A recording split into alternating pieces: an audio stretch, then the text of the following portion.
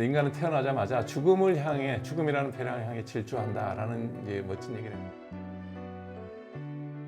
광우야, 너는 나처럼 살지 말아라. 아, 힘든 저 끝까지 달리 올라가면 너무 지치고 힘들지 않냐. 목적 있게 사는 게 아니라 그냥 순간순간 걸어가면서 이렇게 주변도 풍경도 좀 바라보면서 순간순간 즐기면서 그렇게 해서 살고, 그 와중에 제일 중요한 건 너의 가족이다.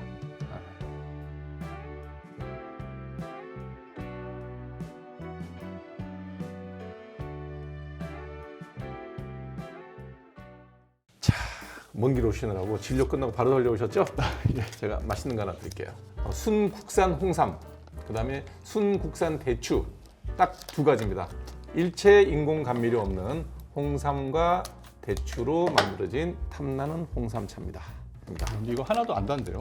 네, 아무것도 안 들었어요. 홍삼하고 뭐 홍삼 만들 때 조금 단맛이 생겼을 거고 대추의 단맛은 좀 있을 거예요. 자, 힘내시고 재밌는 얘기 좀 많이 들려주시기 바랍니다. 네, 감사합니다. 네.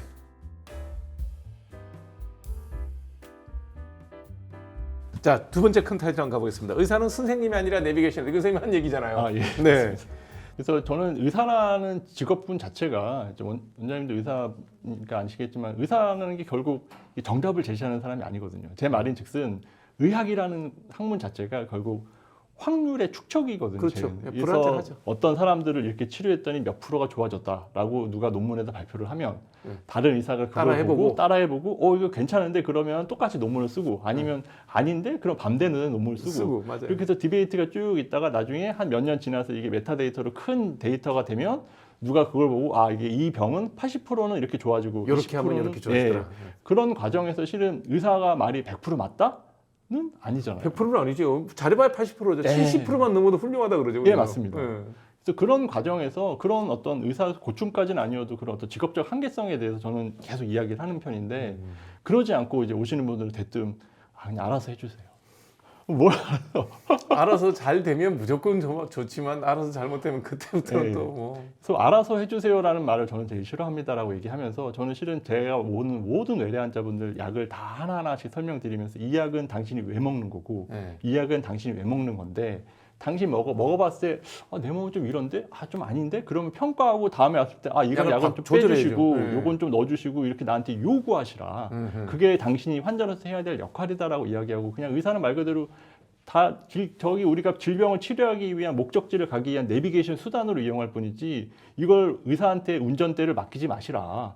이제 그렇게 얘기를 항상 하거든요. 의사한테는 정보를 받고. 그렇죠. 이제 본인이 선택하는 거죠. 그래서 우리가 얘기하는 어쨌든 약은 이렇게 먹으면 이렇게 될 것이다라는 거는 추정할 뿐인 거고, 당사자가 느껴보고 내가 이런 부분에 대해서 왜 필요하고 우리가 같이 토의하고 상의해서 나아가야 되는 게 환자로서의 역할인 거지. 대뜸 와서 그냥 그랬어요. 그냥 알아서 해주세요. 이래버리면 이제 제 입장에서는 다시 설명드리죠. 이 약은 어떻고 뭐 이렇게 해서. 그래서 저는 의사 너무 믿지 마시라. 내 말조차도 믿지 마시고. 그래서 저한테 진료 보다가 뭐가 좀 마음에 안 드셨는지, 내지는 뭔가 이렇게 다른 이야기하면 되게 어렵다는 듯이 딴 데 가보면 안 되겠냐. 가시라고. 소견서 다 써서 갔다가 또 안 좋으면 또 다시 오시라. 그렇죠. 우리나라처럼 이렇게 의료 쇼핑이 자유로운 나라가 어디 있느냐.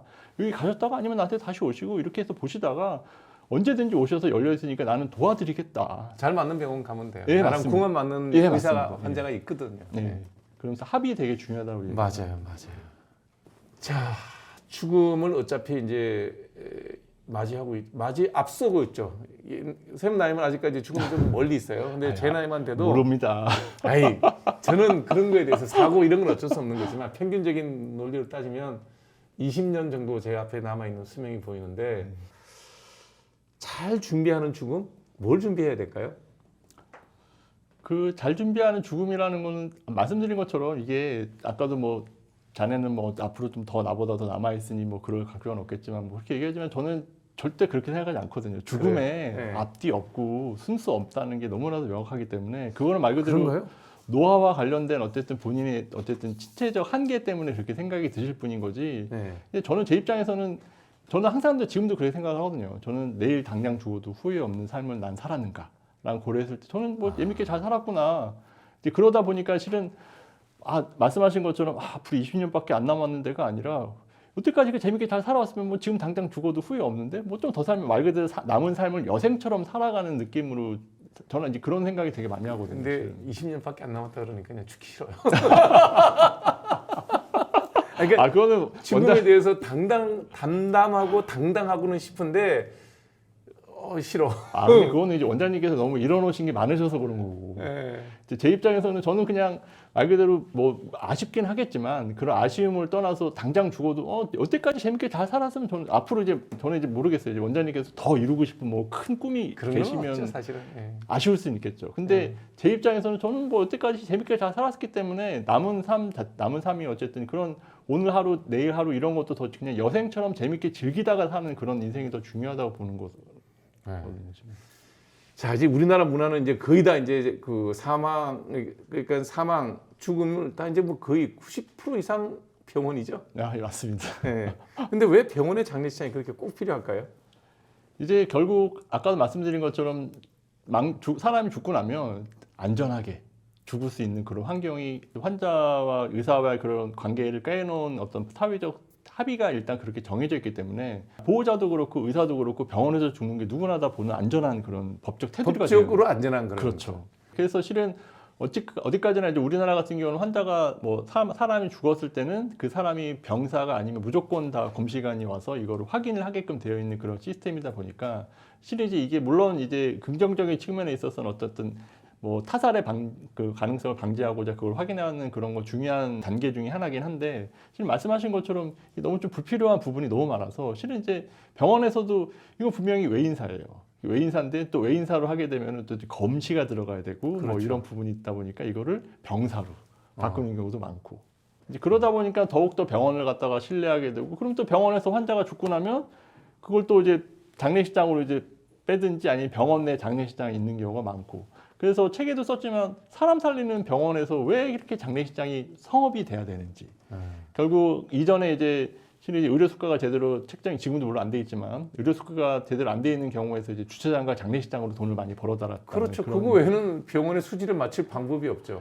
그래서 그 책에 썼던 것 중에 하나도 그 장례의 문화에 대한 어쨌든 허례 허식부터 시작해서 뭐 젓가락 하나에 뭐 원가 1,000원짜리인데 그거를 갖다가 6, 7천 원에 받아도 상주 입장에서는 이거를 우리 부모님한테 쓴다는데 이거를 갖다가 할 수 있는 그런 부분도 아니고 말 그대로 어쨌든 후려치는 그런 가격들이 너무 많다 보니까 이제 그래서 제 입장에서는 아까 말씀드렸던 그 장례 문화에 대해서 한번 다시 생각해봐야 되는 장례 문화가 바뀌려면 병원 장례식장이 붐비지 않게끔 집에서 임종할 수 있게끔 해주는 게 예. 그러면 그 밖에 있는 장례식장도 할 수 있고 집에서 또 문상을 받아도 되는 거고. 예, 맞습니다. 예. 저도 그렇게 생각합니다.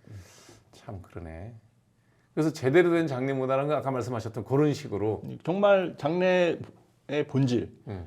망자에 대한 고인에 대한 어떤 추모 그리고 살아있는 사람들에 대한 위로 그 딱 두 개인데 근데 생전 장례식을 옛날 일본의 유명한 재벌 회장님이 하신 거 내가 한번 봤거든요. 예. 그러니까 자기 일생을 살면서 이제 아주 나이가 연도에 90 다 되신 분인데 다 불러서 그 생일 파티 하듯이 파티했던 게 있더라고요. 저도 제가 죽음을 선택할 수 있다면 제가 꼭 해보고 싶은 게 생전 장례식입니다. 네.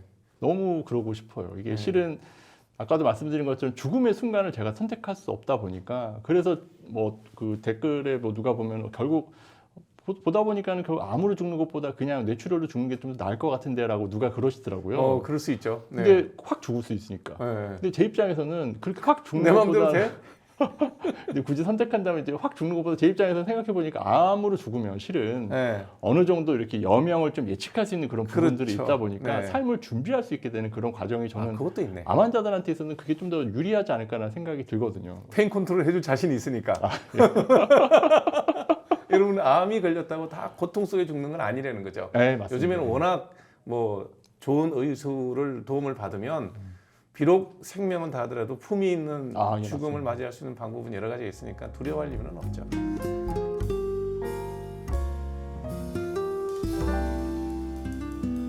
제가 만약에 죽음의 순간을 선택할 수 있다면 네. 생전 장례식 아까 그 일본 재벌이 했다는 그런 생전 장례식으로 아니 왜 장례식을 슬퍼야 돼?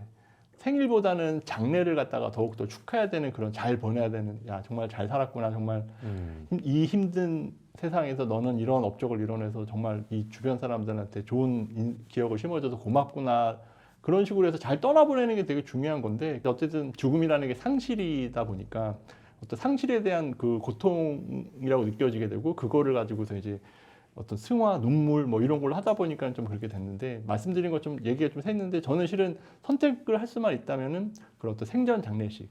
그래서 마지막에 나 죽고 나서 장례식 와봤지 그게 무슨 소용이에요? 그게. 난 모르니까. 예. 그래서 그나마 이제 원장님께서 아까 장모님의 그 아시는 분들 모아서 그렇게 해서 했었겠지만 제 입장에서는 제가 만약에 그런 당사자 있다면은 내가 죽게 뭐 하루 이틀 만에 죽을 것 같다 그러면 전날 다 불러가지고 그동안 정말 고맙고 잘 살았다. 덕분에 정말 내 인생 즐겁게 행복하게 잘 살았던 것 같으니까 나 이제 그만 갈 거니까는 뭐 슬퍼하지도 말고 다음에 다시 보자. 뭐 이런 식으로 딱 밥 한 끼 맛있게 사주고 보내주면은 서로 어쨌든 매듭. 좋죠. 저는 그런 식으로 어쨌든 이 웰다잉에 대해 어쨌든 주제 중에 하나가 결국 작별 인사 잘하는 법. 작별 인사라는 건 결국 작별 인사라는 게 인사잖아요. 서로 간에 내가 있고 너가 있는 것처럼 그런 관계 속에서 얼마만큼 잘 맺어 지을 수 있는가라는 게 그런 거가 항상 웰다잉으로 전 받아들여지거든요. 근데 90점 돼서 이제 다 살은 것 같아. 그래서 이제 조금 내가 의식 있고 건강한 상태에서 사전 장례식을 치렀는데 10년째 안 줘. 그럼 이제 매년 사전 장례식을 하는 거지 이제. 매년 하면서 이제 매년은 넌 장례식. 생일 잔치라 그러는 거 아니야? 그럴 수도 있겠네. 네. 그 사전 부고장을 미리 써보고 그러면 가족들에게 어떤 느낌을 줄까요? 받는 가족들이나 지인들은? 말 그대로 사전 부고장, 생전 부고장 같은 경우는 어쨌든 저의 관점인 거지. 근데 내 생각이잖아요. 그쵸. 이제 자식의 관점 내지는 내 주변 지인분 입장에서는 그냥 쟤 그렇게 썼구나. 약간 이런지 그런 거에 대해서 이렇게 주의 깊게 받아들이고 그러진 않을 것 같은데. 그렇긴 하지만 그래도 자식들은 좀 다르지 않을까라는 생각이 좀 저는 들기는 하는데 써보지는 않았는데 아직 못 쓰기는 조금 이른 나이기도 하고 근데 그래도 한 번은 어느 나이가 되면 제가 뭐 환갑잔치는 안 했으니까 칠순잔치도 안 할 것 같아요. 8순쯤 되면 저도 뭐 그렇게 자서전이 돼야 되나 자녀한테 주는 짧은 회고록이 되려나 그런 거 하나 쓰려고 생각을 하고 있거든요. 그 응원합니다. 그거 네. 되게 중요한 부분. 그러니까 어릴 때부터 이렇게 미리 한번 썼던 게 이제 내 지나온 과거를 60점이 한번 조그마한 소책자를 낸 적이 있는데 덧붙여서 거기 조금 이렇게 하나를 남겨놓으면 어떨까라는 생각은 하긴 하는데 이제 그런 게 어떻게 보면 생전 부고장이죠. 뭐 부고장이라는 게 단순히 종이 하나만 있는 게 아니라 그렇죠. 그런 네. 책이나 어쨌든 자신의 가치관을 갖다가 물려주는 유산 못지않은 그런 기록. 어쨌든 죽고 나면 남는 거는 뭐 기록밖에 없죠. 기억밖에 기억하고 없어. 그런 기록이- 기억을 심어주기 위한 가장 좋은 방법이 그런 기록들. 여기서 이제 어쨌든 생전 부고장이라고 이야기했지만 그런 어떤 자기의 이야기를 남겨놓는 거는 되게 중요한. 아직 뭐 50이 안 됐으니까 잘 모르겠지만 자신의 삶을 지금까지 삶에 대해서 한마디 한 줄로 딱 표현한다면 어떻게 얘기할 수 있을까요? 아까 잠깐 말씀드린 것처럼 잘 살았구나. 어차피 내 인생 그냥 여행처럼 왔다 간 것처럼 그냥 즐겁게 재밌게 잘 살았구나.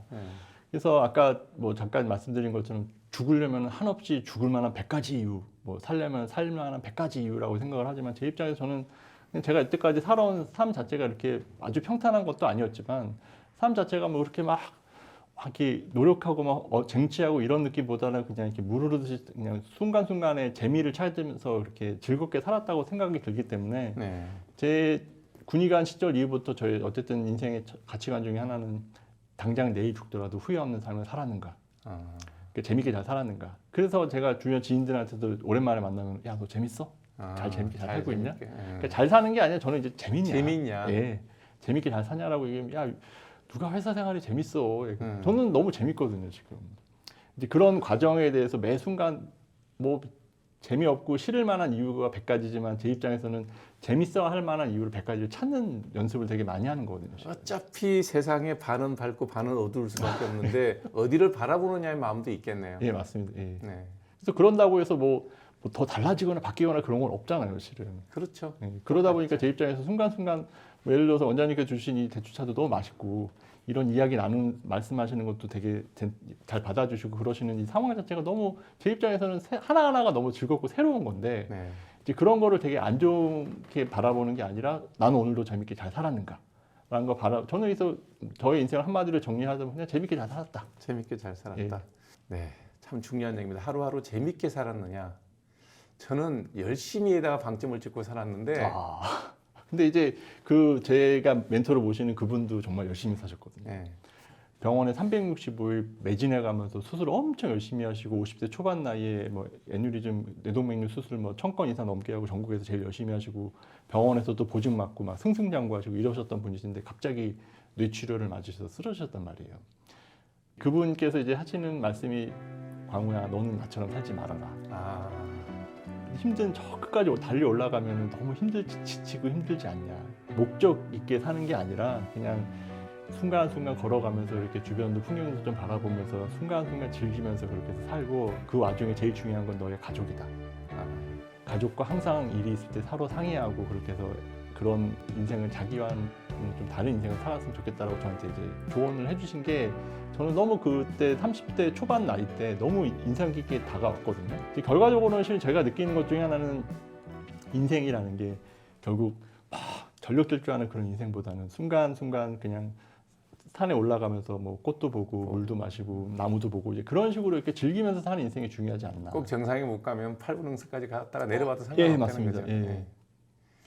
저는 이제 그렇게 살기 위해서 노력을 하다 보니까 이제 그런 어떤 뭐 미련까지는 아니어도 정말 뭐 제가 존경하시는 제가 좋은 멘토 선생님의 인생을 따라서 이렇게 쭉 밟아오고 지금의 내 삶 자체가 나쁘지 않고 그런 과정에서 내가 당장 죽어도 참 재밌게 잘 살았구나라는 그런 후회 없는 삶을 살았는가를 항상 되뇌이다 보면은 뭐 이 정도면 뭐 나이스하지 뭐 약간 이런 느낌으로 사는 거예요. 열심히보다 재밌게 아는 얘기인데 잘 안 돼. 여러분들 이게 지금 이제 그 일과 휴식의 밸런스 네. 아니면 재미와 보람의 밸런스 이런 거를 좀 해야 되는데 하여튼 저는 뭐 40살 넘기 전까지 열심히 하라는 게 기본입니다. 40 넘어가서 조금 한번 톤다운하는 그런 시간도 필요하겠죠.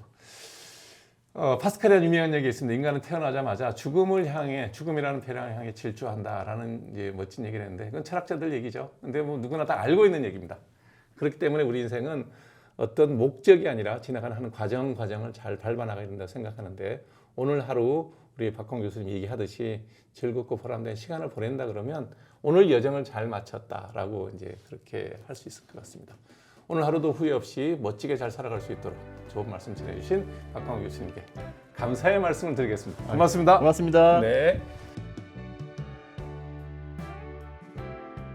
셀코TV와 저 한익병이 준비한 오늘의 영상이 기대되신다면 구독, 좋아요, 알림 설정 꼭 부탁드리겠습니다.